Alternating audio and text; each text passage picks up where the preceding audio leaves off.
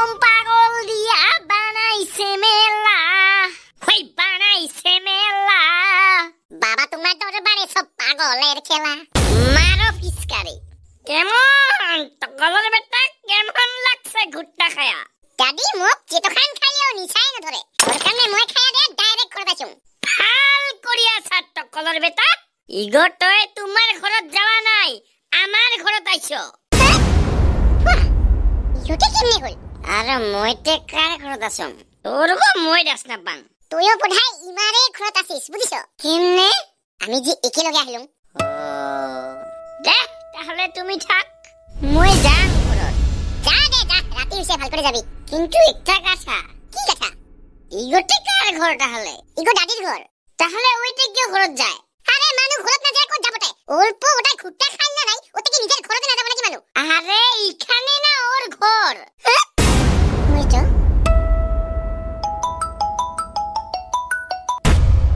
hello ওই দাদি ও ওই দাদি করতে তুই হই মই মানে অল্প রকাই ওলে আহিলুম টাইম নাই রে মোর আরে তুই আসিস তে গুটি আরে তুমি থাক না ওতে মই ঘরত যাই আসং টাইম নাই তো মোর ঘন্টার আরে আসিস গুটি কিনো কত আরে ভাই 2 কাপ খুট্টা খাইছুং বলে কি মই হারাম নাকি হা উবার বুক করছুং মই উবার নিবা আহিব মোক আরে দাদি আমি না তোমারে ঘর খুট্টা খাইছুং ও হয়তো তাহলে কি নিজের ঘরে বাড়ি ওলে গেলতে তুই তাহলে মইতে কুটি যাবা রাখছুং আরে মই কি জানুং দে আরে তাহলে কাই জানিবতে দাদি ঘুরি আয় আরো যাবা লাগিল ছাইট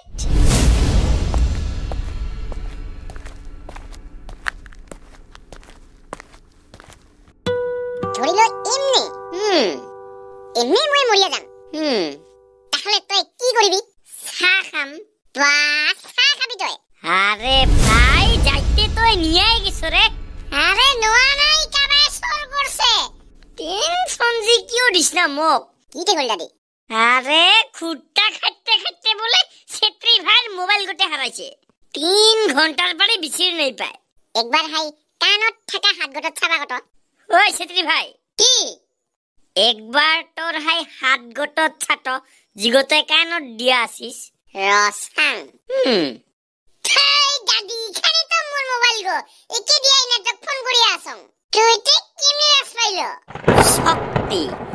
বাবার শক্তি বাবা খোয়া উড়ি যাওয়া বম বম ভোলে ভোলে নাথ দাদি আহি পাইলো ঘরত তে ভালে ভালে যাবি হব কিউটি দেরি হলে তো মানে আরে রাস্তা দিয়া আহি আছিলুম আরে সবে না রাস্তা দিয়া আহে কিয় ট্রেন গিটি তো রেলের লিক দিয়া হে আহে আহি পাইলো দাদি তে ভালে ভালে যাবি হব দে কিন্তু মানে বাট মানে রাস্তা আর রাস্তা দিয়া আহিতে একটা মই ট্রেন দেখা পাইলুম সেম টু সেম গাঞ্জার কপি গাঞ্জা খাইলে জেঙ্গা করিয়া ঠুঙা ওলায় ট্রেন চলিলেও হেঙ্কা করিয়া বক বকেয়া ঠুঙা ওলায় আহি পাইলো দাদি গুড়ি চিটকাম তে ভালে ভালে যাবি কাবাই শালা রেকর্ডিং করিয়া লাগে দিছ নাকি তো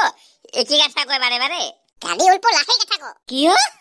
আরে শালা গিতর মেট্রিক আর হাই সেকেন্ডারি পরীক্ষা চলি আছে না ভাই বর্তমানে ইম্পর্টেন্ট পরীক্ষা ইয়ো হোয়াট ইম্পর্টেন্ট তৃতীয় শ্রেণী গো কি ইম্পর্টেন্ট নহয় নাকি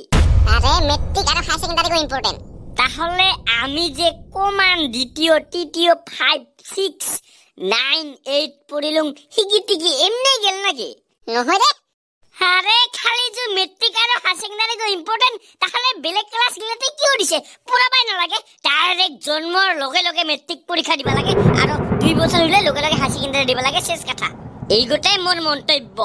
কয়া মোর বক্তব্য এখিনিতে সামৰিলুম আজিৰ সভাৰ উপস্থিত আহি পাইলো দাদি একদম মাথা ফাটাঙৰ সব এক নিশা লাগছে দাদি আরে যিখিনি মাথাত কেপাসিটি নাই হিখিনি খাব নালাগিবতে নিশা মোক কিন্তু চিতখান খাইও নিশা নালাগে গোটে আৰু কাই মুকে বাহল মানে যোৱাকালি মই মোবাইল কো ৰেজিস্টাৰ মাছুম তো কোটাই নাম্বাৰ কিটি ডিলিট হৈছে ওর কারণে তো চিনা পাওয়া নাই who are you I am fine thank you আরে নিজের পরিচয় দেখ নমস্কার মোর নাম শ্রীযুত হাই পূর্বক সব টোকাট মানুহৰ পৰিচয় নহয়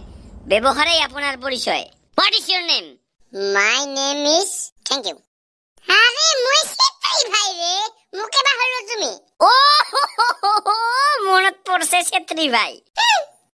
হাইজি মোরে বন্ধু ওই নহইতে ওইতে করতে হলে কাই সেত্রী ভাই মই তো ওই না মরছে যাওয়া খালি এক মিনিটের কারণে শান্তি আরে কি ধরছো তুমিরা আরে আমার বন্ধু সেত্রী ভাই মরছে একজন মই তো সেত্রী ভাই তাহলে মরিছে কাই আরে কাইও মরা নাই সেই যে আমি চাৰিজন একেলগে ঘুরতে খালুম সিবার তোমাক তো নিশা লাগিল যে ওর কারণে মই এটিএমত যায় 1500 টাকা উলিয়া লই আহিলুম ও মই উলা পারছিলুম না এবার মনত পড়ছে দেখ পয়সা গো ইগো রিসিভ গহে দিবা লাগছ